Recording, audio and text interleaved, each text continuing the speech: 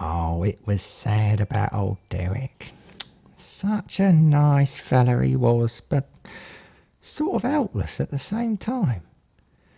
You know, how he'd follow exactly the same routine every day, visit his old mum for tea in the morning, go down the cinema for the matinee, and then sit in the pub all evening, just minding his own business.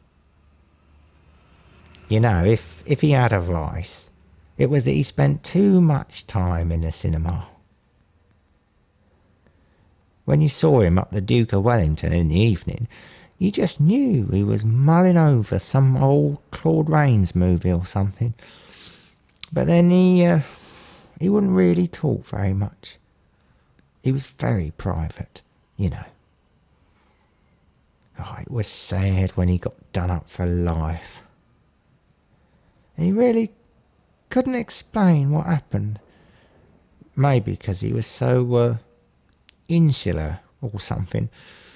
But he really could get himself into a situation without really having the slightest clue about what he was doing. You know, the police inspectors really gave him a good going over to find some kind of motive, but he just kept on coming out with that same old stuff. That it was the only thing he could have done. And we all felt sorry for that poor girl's family. A great tragedy it was.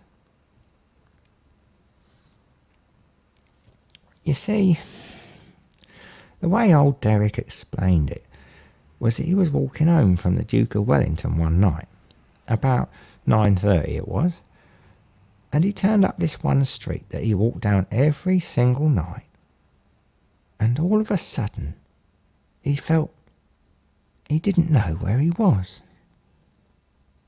It felt all uncanny like. And there was something about the way the streetlight was casting this orange glow on the scene, and how the puddles had gone all still since the rain had stopped.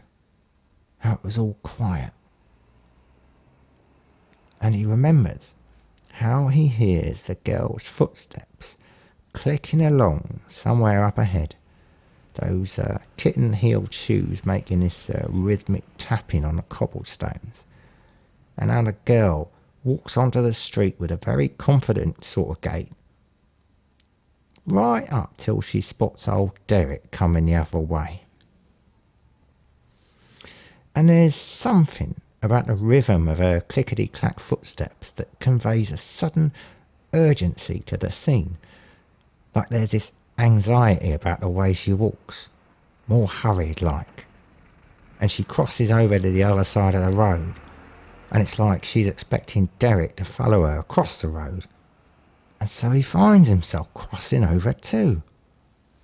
Now Derek explains how he just feels that this whole oppressive scene, with the orange streetlight reflected off the cobblestones, the sound of his own heavy footsteps against the urgency in the girl's clickety-clack, the dire expectancy in the girl's thoughts that's written across all the whole movement of her body. All of it's like it's been set up like he's got a role to play in all of this.